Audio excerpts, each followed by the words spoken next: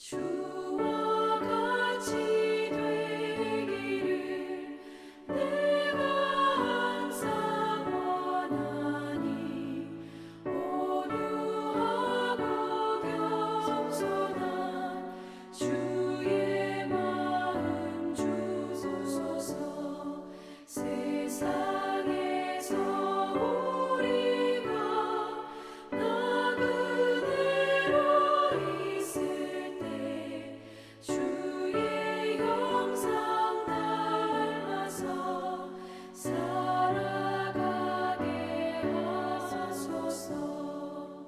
비록 작은 새라도 돌보시는 나의 주 나와 함께 계시어 나를 지켜주소서.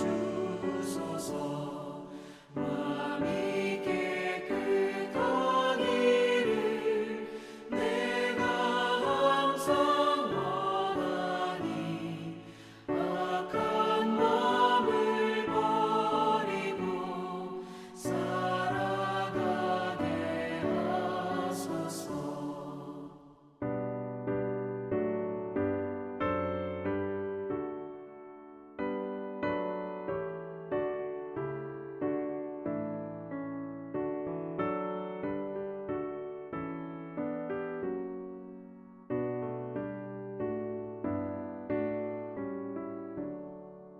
주와 같이 되기를 내가 항상 원하니 주님 뜻을 따라서 살아가게 하소서. 주 은혜로 거듭나 말씀 위에 굳게서 영원 무궁하도록 주와 함께 살리라.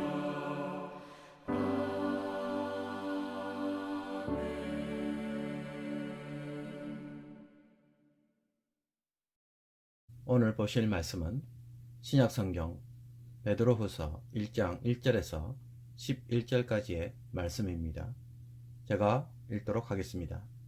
예수 그리스도의 종이며 사도인 시몬 베드로는 우리 하나님과 구주 예수 그리스도의 의를 힘입어 동일하게 보배로운 믿음을 우리와 함께 받은 자들에게 편지하노니 하나님과 우리 주 예수를 알므로 은혜와 평강이 너희에게 더욱 많을지어다. 그의 신기한 능력으로 생명과 경건에 속한 모든 것을 우리에게 주셨으니 이는 자기의 영광과 덕으로서 우리를 부르신 이를 알므로 말미암음이라. 이로써 그 보배롭고 지극히 큰 약속을 우리에게 주사 이 약속으로 말미암아 너희가 정욕 때문에 세상에서 썩어질 것을 피하여 신성한 성품에 참여하는 자가 되게 하려 하셨느니라. 그러므로 너희가 더욱 힘써 너희 믿음의 덕을, 덕의 지식을, 지식의 절제를, 절제의 인내를, 인내의 경건을, 경건의 형제 우애를, 형제 우애의 사랑을 더하라. 이런 것이 너희에게 있어 흡족한즉 너희로 우리 주 예수 그리스도를 알기에 게으르지 않고 열매 없는 자가 되지 않게 하려니와 이런 것이 없는 자는 맹인이라 멀리 보지 못하고 그의 옛죄가 깨끗하게 된 것을 잊었느니라. 그러므로 형제들아 더욱 힘써 너희 부르심과 택하심을 굳게 하라. 너희가 이것을 행한즉 언제든지 실족하지 아니하리라. 이같이 하면 우리 주 곧 구주 예수 그리스도의 영원한 나라에 들어감을 넉넉히 너희에게 주시리라. 아멘. 어제까지 역대기하 묵상이 끝나고 오늘부터 토요일까지는 베드로 후서를 묵상하도록 하겠습니다. 베드로 전서가 고난받는 성도를 위한 것이라고 한다면 베드로 후서는 교회를 어지럽게 하는 거짓 교사들로부터 성도들을 보호하기 위해 보낸 것이라고 할 수 있습니다. 그러므로 베드로 사도가 이 편지를 쓴 목적은 성도들이 이 편지를 통해 바른 진리를 다시 기억하고 하나님과 바른 관계 속에서 굳게 서 있도록 하기 위해 보낸 것입니다. 이것을 위해 주의 재림과 심판을 조롱하는 거짓 교사들의 가르침을 비판하고 그들의 잘못된 삶과 하나님의 심판을 언급합니다. 그리고 종말에 대한 바른 가르침과 바른 삶이 무엇인지 알려주고자 편지를 썼습니다. 오늘 본문을 보면 편지의 인사말과 베드로 사도의 첫 번째 가르침이 소개되어 있습니다. 당시의 일반적인 편지 인사말은 편지를 보내는 이와 편지를 받는 사람, 그리고 인사말로 구성되어 있습니다. 그렇다면 편지를 보내는 사람은 누구일까요?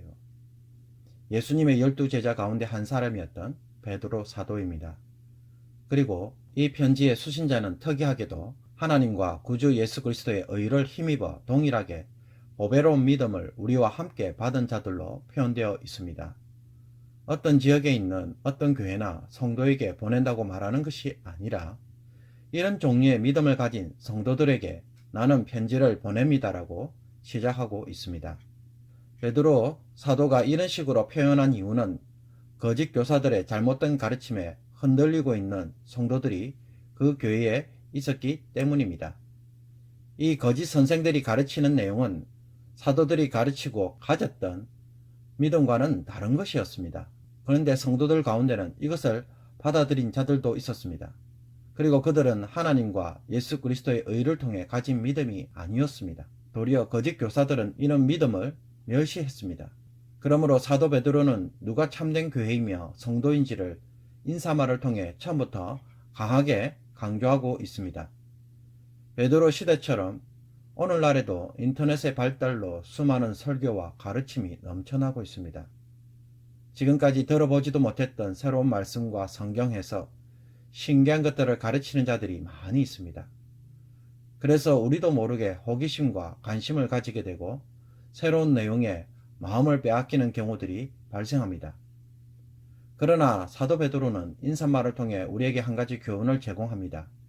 그것은 우리가 새롭게 배우는 가르침과 믿음이 과연 사도들이 가르치고 가지게 했던 그 믿음과 동일한 것인지 묻고 있습니다. 그리고 그렇지 않다면 그것은 참된 믿음이 아니라는 것입니다. 거짓 교사들은 자신들의 가르침이 맞다고 강조하기 위해 늘 무엇을 제일 먼저 다룹니까? 교회의 문제, 목회자들의 문제들을 가져와서 비판합니다. 문제를 가져와서 비판하기 때문에 그들이 하는 말 가운데는 틀린 말이 없습니다. 교회가 잘못한 것을 지적하는데 뭐라고 답하겠습니까? 그런데 문제는 그 다음입니다. 교회에 대한 비판을 통해 그 말을 들은 성도가 교회로부터 나오게 만들거나 혹은 교회를 분열시키는 일을 하도록 합니다. 비판하는 소리를 듣고 성도들과 대화를 하면 결국 교회를 어떤 결과로 몰아가게 되는 것입니까? 교회가 시끄럽게 되도록 자꾸 만드는 것입니다. 최약자는 위치를 가지고 싸우다가 이혼하는 부부처럼 그런 결과를 몰아가는 것입니다. 그러면서 이런 비판을 통해 자신들만이 바른 진리, 바른 가르침을 가지고 있는 것처럼 말합니다. 그러면 이런 새로운 가르침에 쉽게 유혹받을 수밖에 없는 것입니다. 그러므로 거짓 교사들이 가르치는 방식을 눈여겨보십시오. 그 가르침이 지금 섬기는 교회를 더 잘 섬기도록 해줍니까? 교회를 더 사랑하며 더 관용과 용서를 품고 진리에 더 헌신하도록 해줍니까? 아니면 도리어 우리를 갈등하게 하고 싸우게 하고 결국은 분리시키는 일을 하고 있지는 않습니까? 베드로 사도는 사도들이 가르치는 참된 믿음에 대해 3절과 4절에서 이렇게 말합니다. 그 믿음은 하나님의 신기한 능력으로 된 믿음이며 생명과 경건에 속한 모든 것을 가지고 있는 믿음입니다. 그리고 이것은 하나님의 영광과 덕으로 하나님을 아는 지식으로 나아가도록 부르는 믿음입니다. 또 보배롭고 지극히 큰 약속으로 주어진 믿음이며 정욕대로 살지 않고 세상에서 썩어질 것을 피하여 신성한 성품에 참여하는 자가 되도록 하는 믿음이라고 말하고 있습니다. 그렇다면 이런 진리의 속성을 가진 믿음은 어떤 종류의 열매를 맺을까요? 너의 믿음의 덕을, 덕의 지식을, 지식의 절제를, 절제의 인내를, 인내의 경건을, 경건의 형제의 우애를, 형제의 우애에 사랑을 더하는 일에 힘쓰는 모습으로 나타납니다. 여기에 대해 게으르고 열매가 없다면 그 사람은 어떤 가르침 위에 서 있는 것입니까? 거짓 교사들의 가르침이 바르지 않기에 그들이 보여주는 열매가 무엇인지 베드로 사도는 2장에서 거짓 교사들의 삶의 모습을 아주 자세하게 폭로하고 있습니다. 2장 2절 여럿이 그들의 호색하는 것을 따르리니 이로 말미암아 진리의 도가 비방을 받을 것이요.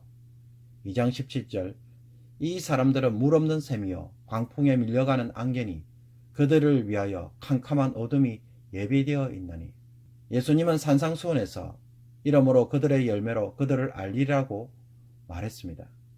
우리의 생각과 판단이 아무리 좋은 것이고 맞다고 하여도 그렇게 행동했을 때에 무슨 열매를 맺는지를 곰곰이 생각해 볼 필요가 있는 것입니다. 선한 열매를 맺지 못하는 것이라고 한다면 그것은 버려야 할 가르침입니다. 참된 진리는 참된 열매를 맺기 때문입니다. 그것이 우리가 가진 신앙을 더 깊게 만드는 것이 아니라고 한다면, 선한 열매를 맺지 못하는 것이라고 한다면 나의 생각을 기꺼이 내려놓을 수 있는 것이 참된 믿음일 것입니다. 아멘. 기도드리겠습니다. 하나님 아버지, 세상에서 열심히 살다 보니 가끔 방향을 잃을 때가 있습니다. 무엇을 하려고 시작했는지 목적을 상실할 때도 있습니다. 이럴 때마다 말씀으로 깨닫게 하여 주심을 감사드립니다. 오늘 말씀을 통해 우리가 서 있어야 할 자리와 맺어야 할 믿음의 열매들이 무엇인지 다시 한번 확정하고 다질 수 있는 믿음이 되게 하여 주옵소서. 사도들의 가르침과 동일한 믿음을 소유하게 하여 주옵소서. 예수 그리스도를 통해 주어진 의로 하나님을 알고 하나님의 성품에 참여하는 열매 맺는 믿음이 되게 하여 주옵소서. 새로운 가르침에 주목하는 것이 아니라 처음 들었던 말씀과 구원의 도리에서 항상 굳게 서 있게 하여 주옵시고 예수 그리스도의 나라에 넉넉히 들어갈 수 있는 열매 맺는 성도가 되게 하여 주옵소서. 지나치게 새로운 것만 쫓다가 다른 길을 걸어가고 있는 것은 아닌지, 기존의 것들에 대한 지나친 비판 의식으로 선한 열매보다는 공동체에 아픔을 주는 것은 아닌지 스스로 돌아보게 하여 주셔서 하나님 앞에서 부끄럽지 않는 자가 되게 하여 주옵소서. 오늘 하루도 성도들의 모든 일상의 삶에서 하나님의 세밀한 도움과 은혜를 베풀어 주시기를 간절히 소원합니다. 어제처럼 오늘도 평범한 삶이 얼마나 귀한 은혜인지 깨닫고 오늘도 하나님이 우리와 함께 하여 주시기를 간절히 소원합니다.